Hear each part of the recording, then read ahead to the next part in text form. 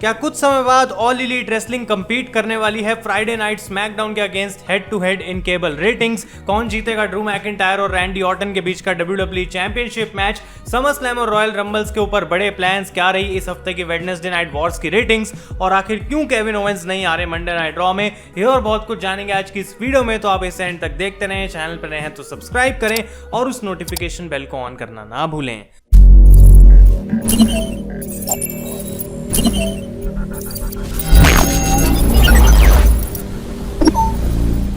तो गाइज, मैं हूं आयुष और आप देख रहे हैं रेसल इंडिया और स्वागत है आपका आज की इस न्यूज़ की वीडियो में। 13 स्टोरीज है मेरे पास आप लोगों के लिए, तो बहुत सारी पैक न्यूज़ अपडेट्स होने वाली हैं इसके अंदर और हम फटाफट से स्टार्ट करते हैं। सबसे पहले वेडनेसडे नाइट वॉर्स की रेटिंग्स की बात करते हैं। तो AEW डायनामाइट की रेटिंग्स इस हफ्ते रही गाइज 7,73,000 व्यूअर्स, जो कि पिछले हफ्ते के कंपैरिजन में 8.5% कम थी। और यहीं अगर हम बात करें NXT की रेटिंग्स की, तो वो थी 7,07,000 व्यूअर्स, जो कि पिछले हफ्ते के कंपैरिजन में 15% बढ़ गई थी। और अगर हम 18 to 49 के डेमोग्राफिक की बात करें गाइस, तो यहाँ पे भी इस हफ्ते AEW जीत चुके हैं। तो स्टोरी सिंपल है कि जब NXT कुछ मेजर शो करती है जैसे कि ग्रेट अमेरिकन बैश जैसा, तो तब उनकी रेटिंग ज्यादा आती है, जीतने का चांस बढ़ जाता है। लेकिन अगर सब नॉर्मली चल रहा है तो most of the times all elite wrestling का शो जो है वो जीत जाता है रेटिंग्स के अंदर। नेक्स्ट स्टोरी की हम बात करते हैं गाइस, तो ये है regarding the 2021 royal rumble pay per view. और यूजुअली हर साल गाइस हमें देखने को मिलता है कि इस टाइम तक WWE अनाउंस कर देती है डिटेल्स रॉयल रंबल के बारे में कि कब वो पेपर व्यू होगा, किस दिन और किस अरीना से हो सकता है। तो इस समय ऑब्वियसली इस साल में सब कुछ अलग चल रहा है और अभी WWE को भी नहीं पता।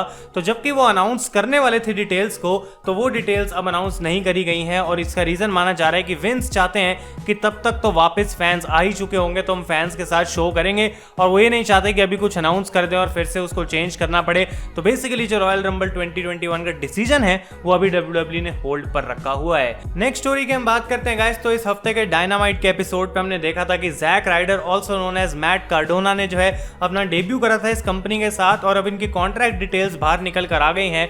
और रेसलिंग इंक के अकॉर्डिंग ये बात हमें पता लग रही है कि ये कोई अभी लॉन्ग टर्म डील नहीं बल्कि एक छोटी सी 5 अपीयरेंस की डील है जो कि जैक राइडर ने साइन करी है। और ये कॉन्ट्रैक्ट जबकि ऑब्वियसली चेंज करा जा सकता है आने वाले समय में, लेकिन फिलहाल एक शॉर्ट टर्म डील ही उन्होंने साइन करी है। तो ये काफी इंटरेस्टिंग है। और रिसेंटली कोडी रोड्स ने ये भी रिवील करा था कि जो WWE ने सुपरस्टार्स रिलीज करे थे उनमें से केवल 2 नाम ऐसे थे जिसमें AEW इंटरेस्ट ले रही थी। पहले थे मैट कार्डोना यानी कि जैक राइडर और दूसरे थे मीरो यानी कि रूसेव। और वो ये भी कहते हैं कि इन दोनों सुपरस्टार्स पे किसी भी कंपनी की नजर आखिर क्यों नहीं रहेगी, वो एक सोचने वाली बात है। और अगर मैं रूसेव की बात कर ही रहा हूं गाइस, तो आपको ये भी बता दूं कि रिसेंटली उनका जो ट्विच अकाउंट है वो बैन हो गया था, लेकिन वो उस पर वापस आए और उन्होंने वहां पे Q&A करा और इस स्ट्रीम में उनसे लोगों ने पूछा कि उनके रेसलिंग करियर के बारे में अब क्या होने वाला है, अपडेट क्या है उस पर। तो बेसिकली उन्होंने कहा कि भाई देखो, अब मैं अपना रेसलिंग करियर खत्म कर चुका हूं, अब मैं क्रिएटर बन गया हूं या फिर ट्विचर बन गया हूं या यूट्यूबर बन गया हूं और मैं बस अपना कंटेंट क्रिएट करूंगा और रेसलिंग के जो मेरे दिन है वो खत्म हो चुके हैं। तो ये काफी बड़ी बात है जो कि रूसेव ने करी है। और ऑब्वियसली गाइस यहाँ पे हो सकता है कि वो वापस ना आए रेसलिंग के अंदर, ये उनका पर्सनल डिसीजन है, लेकिन मुझे लगता है अगर उनको कोई बड़ा कॉन्ट्रैक्ट ऑफर करा जाएगा तो वो मना भी नहीं करने वाले। और हम बात कर ही रहे हैं यहाँ पे सुपरस्टार्स और कॉन्ट्रैक्ट्स की, तो मैं आपको एक साइड नोट पे भी अपडेट दे दूं कि AEW ने एक लॉन्ग टर्म डील साइन कर ली है एडी किंगस्टन के साथ और उन्होंने कमाल का मैच दिया था कोडी के साथ फॉर द TNT चैंपियनशिप और अब वो ऑल एलीट रेसलिंग का पार्ट बन चुके हैं। तो काफी इंटरेस्टिंग रहेगा देखना कि किस तरीके से उनको यूज करा जाता है। नेक्स्ट स्टोरी की हम बात करते हैं गाइस, तो फोर्ब्स के एक बहुत बड़े जर्नलिस्ट जिनका नाम है आल्फ्रेड कुनुवा, ये रिसेंटली रेसलिंग इंक के साथ एक इंटरव्यू के ऊपर आए थे जहां पे इन्होंने बात करी कि किस तरीके से AEW और WWE का कंपटीशन एक्चुअली में बहुत बड़ा है, जितना कि लोग सोच रहे हैं उससे ज्यादा। और उन्होंने काइंड ऑफ इस इंटरव्यू में ये भी एक बात बताई कि किस तरीके से आने वाले कुछ सालों में AEW बहुत मेजर नेटवर्क्स पर फीचर करी जा सकती है और इनफैक्ट नेटवर्क्स जो हैं वो WWE की जगह AEW को एयर करना अपने नेटवर्क के ऊपर प्रेफर कर सकते हैं। अब इसका रीजन उन्होंने ये बोला कि WWE को जो एयर करने के पैसे लगते हैं, यानी कि उनको जो अफोर्ड करना होता है वो काफी मुश्किल होता है और मेजर नेटवर्क्स भी अगर गिरती हुई रेटिंग्स देखेंगे तो उतना इन्वेस्ट नहीं करना चाहेंगे। और ऊपर से 18 से 49 का जो डेमोग्राफिक रहा है उसमें AEW ने सब लोगों के एक्सपेक्टेशन से बढ़कर परफॉर्म करा है और वो एक ऐसा डेमो है गाइस जो कि मनी मेकिंग डेमो है और उसी चीज को नेटवर्क सबसे ज्यादा प्रेफर करते हैं। हैं। तो डेफिनेटली ये एक ऐसी चीज नहीं है जो अगले 2 हफ्तों में या 3 हफ्तों में होगी, इसमें कुछ टाइम लगेगा। लेकिन AEW का जो ट्रैक है वो इस समय काफी सही चल रहा है। और एक बात इनसे और पूछी गई थी यहाँ पे कि क्या AEW कोई ऐसा शो भी कर सकती है जो कि स्मैकडाउन के साथ हेड टू हेड जाए फ्राइडे के ऊपर। तो उन्होंने कहा कि बिल्कुल अगर चाहें तो AEW वाले ऐसा कर सकते हैं, लेकिन अभी फिलहाल इस चीज के लिए बहुत जल्दी रहेगी, क्योंकि पहली बात तो उनकी रोस्टर डेप्थ उतनी नहीं है और लोग उनके रेसलर्स को इतना जानते नहीं है। और डायनामाइट ही जब है इस टाइप का शो अभी है जो सेट हो रहा है, धीरे धीरे लोग उसको देखना शुरू कर रहे हैं। और अगर एकदम से वो इतना बड़ा मूव लेके स्मैकडाउन के साथ हेड टू हेड चले जाएंगे तो वो उनकी तरफ से एक बहुत बेकार मूव होगा। और आने वाले सालों में वो डेफिनेटली ऐसा कुछ कर सकते हैं, लेकिन अभी इसके कोई भी प्लान्स नहीं है। नेक्स्ट स्टोरी की हम बात करते हैं गाइस, तो एक काफी बड़ा स्पॉइलर आ चुका है regarding the next weeks episode of all elite wrestling dynamite. और क्रिस जेरिको ने बताया था इस हफ्ते कि किस तरीके से नेक्स्ट वीक उनकी और ऑरेंज कैसिडी की एक डिबेट होने वाली है, और इस डिबेट को मॉडरेट करने के लिए एक स्पेशल गेस्ट आने वाला है। और जेरिको ने कहा था इसको देख के सारे लोग शॉक रह जाएंगे। और अब रेडिट के एक यूजर ने गाइस इस बात को स्पॉइल करा है कि वो गेस्ट और कोई नहीं बल्कि एरिक बिशॉफ होने वाले हैं।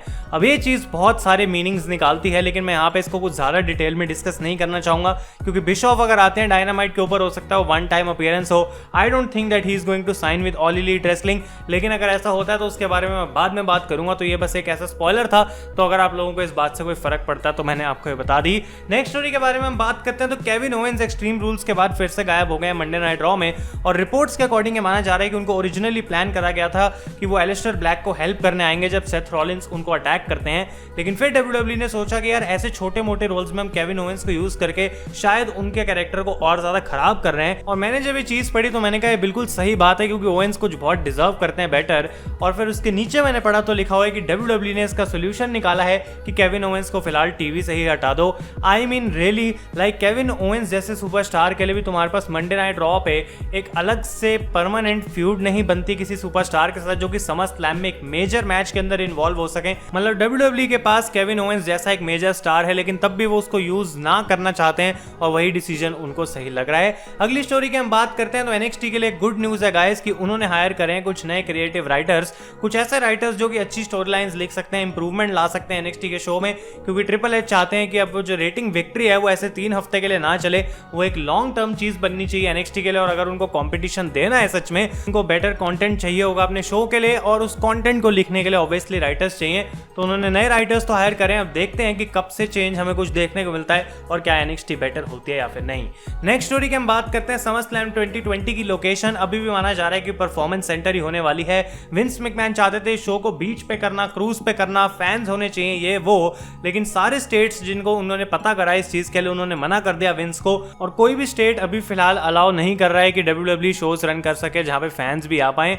तो ये चीज विंस मैकमैन कोशिश तो पूरी लगा रहे हैं, लेकिन उनकी कोशिश नाकामयाब रहने वाली है प्रोबेबली, क्योंकि समरस्लैम की डेट इतनी पास आ गई है। ऑफिशियली इवेंट अनाउंस करा ही नहीं है अभी तक WWE ने, जबकि मैचेस ऑलरेडी कंफर्म होने लग गए हैं। तो इंटरेस्टिंग रहेगा देखना, और शायद हो सकता है कि नेक्स्ट वीक हमें एक ऑफिशियल अनाउंसमेंट मिल जाए। अगली स्टोरी की तरफ बढ़ते हैं गाइस, तो समरस्लैम का जो सबसे बड़ा मैच अभी तक अनाउंस हुआ है that is Drew McIntyre against Randy Orton for the WWE championship. और यहाँ पे इसके अर्ली बैटिंग ऑड्स ऑलरेडी आ चुके हैं, और उसके अकॉर्डिंग कुछ ऐसा जानने को मिला है जिससे आप लोग शायद बहुत सरप्राइज हो सकते हैं। और वो ये है कि ड्रू मैकिंटायर अपना टाइटल रिटेन कर सकते हैं एट समरस्लैम, जबकि इन ऑड्स के बीच का जो डिफरेंस है वो कुछ ज्यादा नहीं है, और रैंडी ऑर्टन इतने भी दूर नहीं है। लेकिन जो पहले ऑड्स आए हैं उसके अकॉर्डिंग ड्रू मैकिंटायर अपना टाइटल रिटेन करेंगे।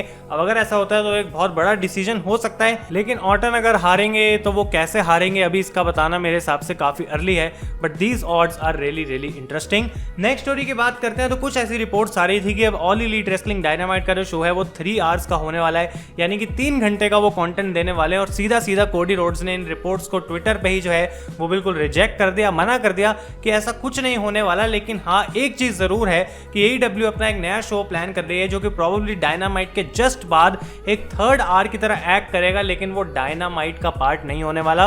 वो बेसिकली एक ऐसा शो होगा गाइस जहां पे और सुपरस्टार्स को फीचर करा जाएगा, काइंड ऑफ जैसे अभी यूट्यूब पे डार्क आता है वैसा कुछ, लेकिन इसके बारे में डिटेल्स अभी तक रिवील नहीं हुई हैं। और कोडी रोड्स ने कहा है कि अगले 6 हफ्तों के अंदर हो सकता है कि उसके बारे में हमें कुछ जानने को मिले। नेक्स्ट स्टोरी की बात करते हैं, तो WWE को एक पेपर व्यू करना भारी पड़ रहा है, और उन्होंने अपने कैलेंडर में डाल दिया एक और pay per view which will be just 1 week after SummerSlam 2020, यानी कि जो पे बैक पेपर व्यू होने वाला है वो होगा गाइस एक हफ्ते बाद समर स्लैम के, यानी कि अगले ही संडे। तो कितनी जल्दी बिल्ड करेंगे, क्या मैचेस होंगे? I think it's not going to be pay back, it's going to be a rematch paper view, जहाँ पे सारे मैचेस हमें फिर से देखने को मिलेंगे। तो पता नहीं क्या सोच के WWE ने ऐसा करा है कि एक हफ्ते बाद, लेकिन अभी तक ऑफिशियली अनाउंस नहीं करा गया। तो इंटरेस्टिंग रहेगा देखना कि ये न्यूज़ सच होती है या फिर नहीं। और फिर आज की फाइनल स्टोरी गाइस, हम बात करते हैं सेथ रॉलिंस के बारे में, जिनसे पूछा गया था कि विंस मैकमैन ने किस तरीके से I for an I match को बुक करा था, और रॉलिंस ने कहा कि जितना कि लोग सोच रहे हैं विंस ने करा होगा, विंस उतने हैंड्स ऑन नहीं थे इस मैच के क्रिएटिव प्लान में। मैंने, रे मिस्टीरियो ने और जेमी नोबल ने मिलकर इस पूरे मैच को प्रोड्यूस करा है, और विंस मैकमैन ने बस चीज़ों को अप्रूव किया था। उनका कुछ ज़्यादा इनपुट नहीं था कि क्या इस मैच में करना चाहिए। I don't know Seth Rollins सही बोल रहे हैं या फिर गलत, लेकिन जो भी उन्होंने बोला है वो हमें मानना पड़ेगा। और ये बात काफ़ी इंटरेस्टिंग है, क्योंकि जब भी ऐसे मेजर स्टिपुलेशन वाले मैचेस होते हैं तो यूजुअली उसके अंदर विंस मैकमैन काफ़ी इनपुट देते हैं, लेकिन यहाँ पे ऐसा केस नहीं था। तो गाइस ये थी आज की इस वीडियो की सारी न्यूज़। अगर आपको ये वीडियो पसंद आई है लाइक करें guys. Thank you so much for watching. मैं हूं आयुष और आप देख रहे हैं रेसल इंडिया।